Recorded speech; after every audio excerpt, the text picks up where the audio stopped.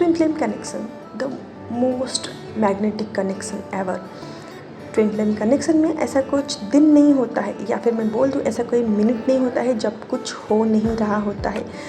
इस कनेक्शन में जो डिवाइन फेमिनाइन एनर्जी होती है वो सबसे पहले अवेकन हो जाती है, इनर वर्क करना स्टार्ट कर देती है, जबकि डीएम यानी कि डिवाइन मस्कुलिन बहुत ही साइलेंट रहते हैं, कभी कभी कांटेक्ट करते हैं, कभी नहीं करते हैं। यूजुअली जब तक डीएफ अपनी जर्नी कंप्लीट नहीं कर लेती तब तक वो डीएफ को हर जगह से ब्लॉक ही रखते हैं।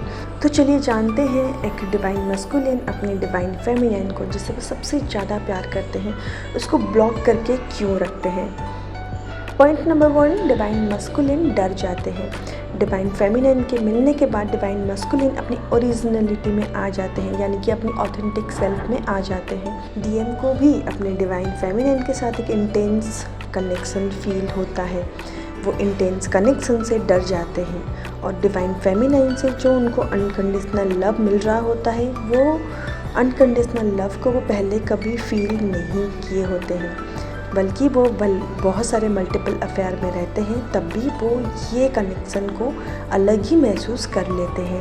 और डिवाइन मस्कुलिन जो एनर्जी होती है वो कभी भी सच्चा प्यार में यानी कि ट्रू लव में बिलीव नहीं करते हैं, उनको बंधन नहीं पसंद है, वो आज़ाद पंछी की तरह उड़ना चाहते हैं। इसी वजह से वो डिवाइन फेमिनाइन के प्यार से डर जाते हैं, इस कनेक्शन के इंटेंसिटी से डर के डिवाइन फेमिनाइन से भागने का फैसला ले लेते हैं।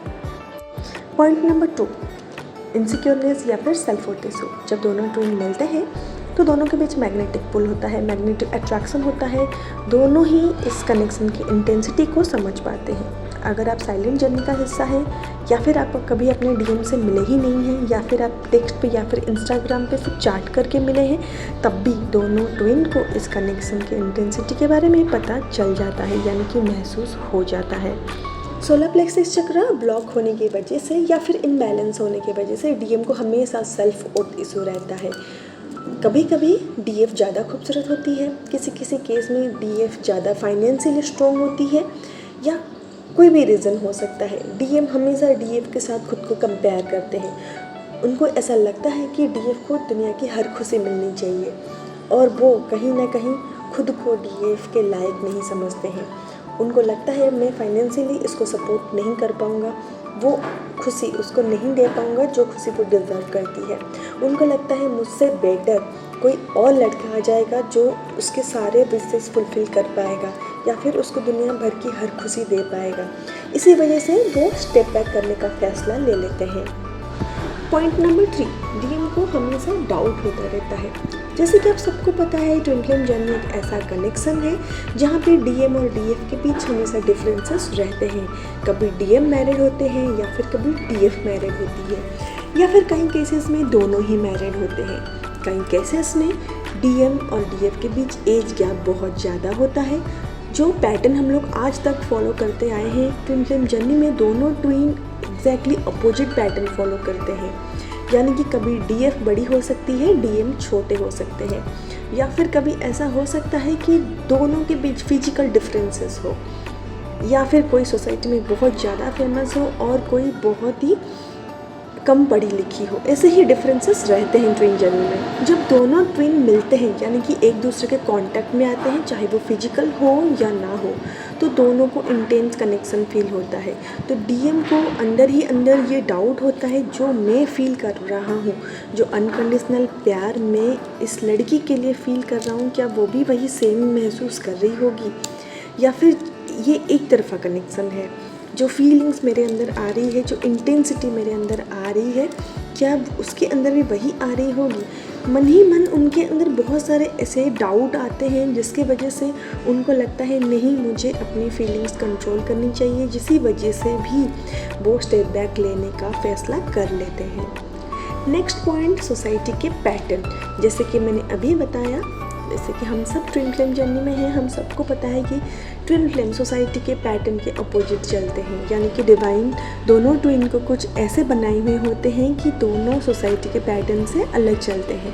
कभी फैमिली की रिस्पॉन्सिबिलिटी होती है, या फिर कभी डीएम मैरिड होते हैं, इनकेस डीएफ भी मैरिड हो सकती है, तभी फैमिली डिफरेंसेस के या फिर सोसाइटी डिफरेंसेस की वजह से डीएम पीछे हटने का फैसला ले लेते हैं। Apart from all this reasons I am sharing you few more reasons जो कि आपके परसेप्शन को कम्प्लीटली चेंज कर देगा। जैसे कि आप सबको पता है DM DF एक ही सोल होते हैं। DM एनर्जी आती है DF को स्पिरिचुअली अवेकन करवाने के लिए। जब दोनों ट्विन मिलते हैं उससे पहले दोनों अपनी अपनी मटेरियलिस्टिक लाइफ जी रहे होते हैं या फिर जैसे तैसे बैलेंस बनाने की कोशिश कर रहे होते हैं।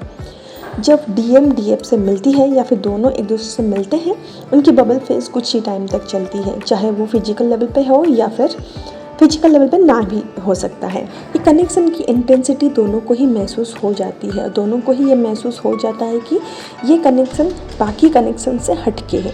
तो जब कभी भी आप अपने ट्विन को कुछ चीज़ों के लिए वैलिडेशन के लिए पूछेंगे कि क्या मुझे ऐसा करना चाहिए, क्या मुझे ये करना चाहिए, क्या मैं वो काम कर सकती हूँ, कभी भी आप अगर ट्विन से वैलिडेशन के लिए पूछेंगे या फिर कंफर्मेशन के लिए पूछेंगे तब आपका ट्विन थोड़ा सा स्टेप बैक कर लेगा ताकि आप वो वैलिडेशन खुद के अंदर से ले सकें। जब दोनों ट्विन एक दूसरे से मिलते हैं या फिर उन दोनों के बीच कनेक्शन बन रहा होता है तो दोनों को ही महसूस हो जाता है कि ये कनेक्शन कुछ हटके है और यही पर्सन जो है वो मेरा पूरा दुनिया है। तो जब कभी भी आप अपने हैप्पीनेस का सोर्स अपने ट्विन को समझने लगेंगे, ऐसा लगेंगे कि ये इंसान के बिना मैं रह ही नहीं सकती, तब जो DM एनर्जी है वो थोड़ा सा स्टेप बैक कर लेते हैं या फिर डिवाइन उनसे ऐसा करवाते हैं ताकि आप खुद को उनसे ज़्यादा प्यार कर सको और खुद को उनसे ज़्यादा इम्पोर्टेंस दे सको।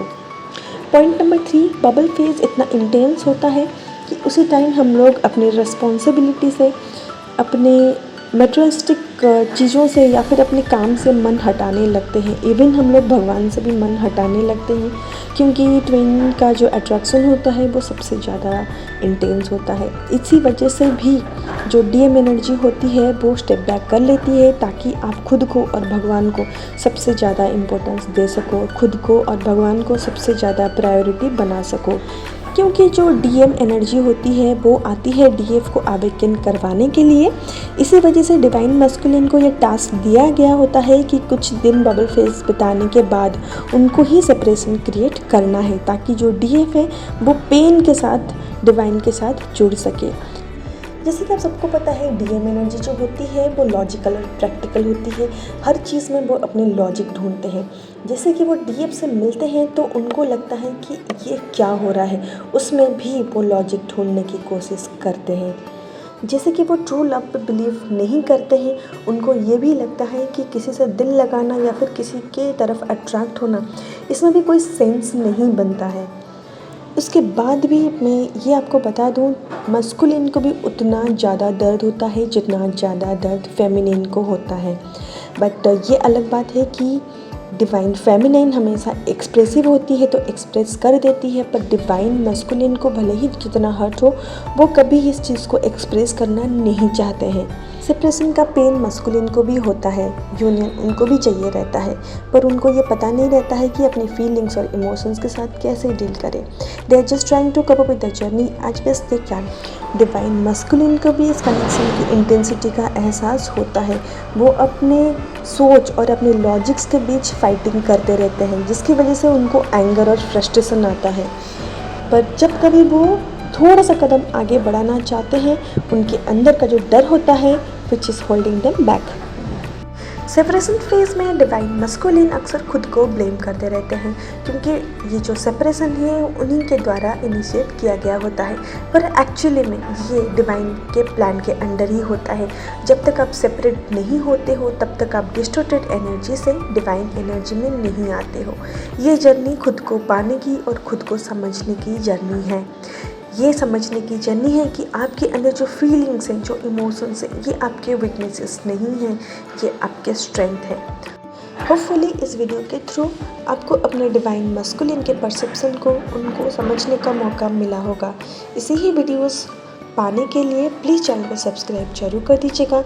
मुझे इंस्पायर करने के लिए प्लीज़ वीडियो को लाइक जरूर कर दीजिएगा। चलिए take care, bye bye and thank you so much for watching.